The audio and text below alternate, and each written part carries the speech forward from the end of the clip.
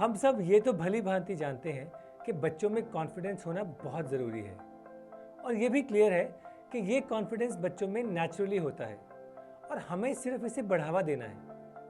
पर as parents ये करने के लिए करें तो क्या करें? तो आज के वीडियो में मैं आपको उन 5 स्किल्स के बारे में बताऊंगा जो बच्चों के कॉन्फिडेंस को बढ़ाने में मदद करते हैं।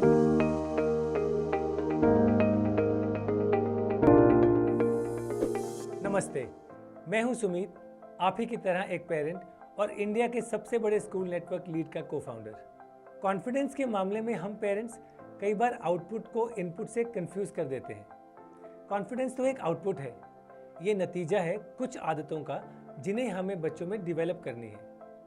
मैं इन आदतों को एक मशीन के कुछ महत्वपूर्ण पुर्जों की तरह देखता हूँ और जब ये सारे पुर्जे एक साथ मिलकर आपके बच्चों के दिमाग में सही तरीके से चलने लगते हैं, तब सिचुएशन चाहे कुछ भी हो, आउटपुट के रूप में आपको एक कॉन्फिडेंट बच्चा ही मिलेगा।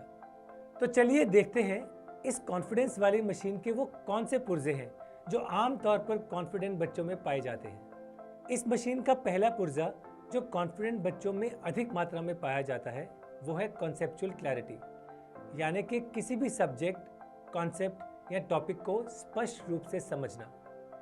कॉन्फिडेंट बच्चे जो भी पढ़ते हैं वो उसे अच्छे से समझते हैं और किसी को भी अपने शब्दों में बता सकते हैं। उन्हें टीचर के दिए हुए जवाब रटने की ज़रूरत नहीं पड़ती और वो ये नहीं कहते कि एग्ज़ाम हो गए, अब हमें ये टॉपिक याद नहीं।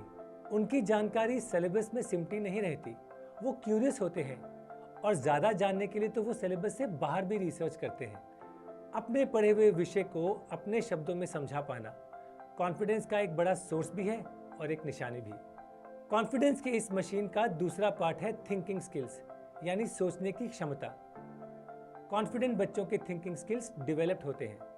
वो चीज़ों के बारे में गहराई से सोच सकते हैं, उसके सारे डायमेंशंस को जानने का प्रयास करते हैं कि वो क्यों है, उसका ओरिजिन या कॉज क्या है, उसके पार्ट्स क्या हैं, वो काम कैसे करते हैं, उसके इफ़ेक्ट्स क्या हैं और उसमें हमारा रोल क्या है। ये सब जानने को डीप थिंकिंग कहते हैं।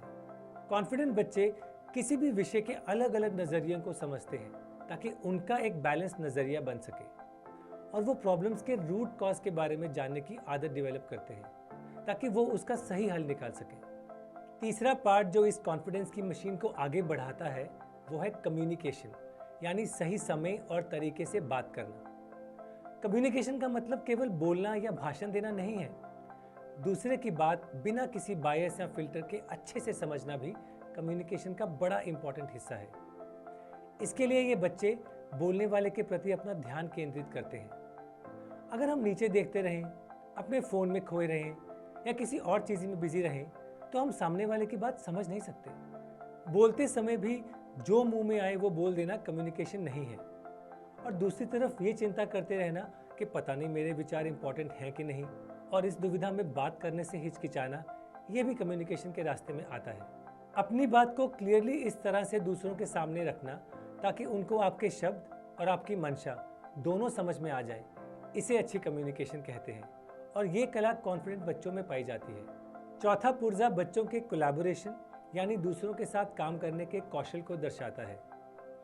कॉन्फिडेंट बच्चे दूसरों के साथ बड़ी आसानी से कोलैबोरेट करते हैं। इसके लिए इन बच्चों को अपनी स्ट्रेंथ्स में विश्वास रहता है और दूसरों की स्ट्रेंथ्स को रिस्पेक्ट करने की विनम्रता भी रहती है।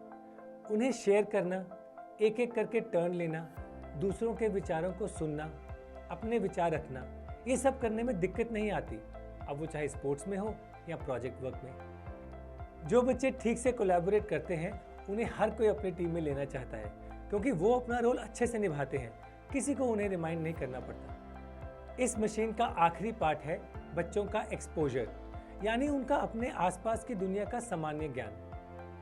कॉन्फिडेंट बच्चों को इसका ज्ञान रहता है कि उनके इमीडिएट दायरे के बाहर दुनिया में क्या हो रहा है। वो रोज़ न्यूज़पेपर पढ़ते हैं, वो अपने शहर से बाहर, अपने प्रदेश से बाहर, कभी कभी अपने देश से बाहर ट्रैवल करते हैं। वो अपने से अलग भाषा और देश के लोगों से मिलते हैं ताकि उनका दुनिया के प्रति नज़रिया ब्रॉडन हो। तो ये थी हमारी कॉन्फिडेंस मशीन, जिसका सही चलना कॉन्फिडेंट बच्चों की एक निशानी है। इन आइडियाज़ के अलावा अगर आप चाहते हैं कि आपके बच्चों में ये 5 स्किल्स डेवलप हों और उनका कॉन्फिडेंस बढ़े, तो अपने नज़दीकी लीड पार्टनर स्कूल से संपर्क कीजिए। आज के लिए इतना ही। आशा करता हूँ आपको इस वीडियो में कॉन्फिडेंट बच्चों के 5 स्किल्स और उन्हें बेहतर करने के कुछ आइडियाज़ ज़रूर मिले होंगे। वीडियो को लाइक और शेयर ज़रूर करें और ऐसे कई और पेरेंटिंग से रिलेटेड टॉपिक्स के बारे में जानने के लिए चैनल को सब्सक्राइब ज़रूर करें। मैं हूं सुमित और मैं मिलूंगा आपसे अगली बार। तब तक के लिए हैप्पी पेरेंटिंग।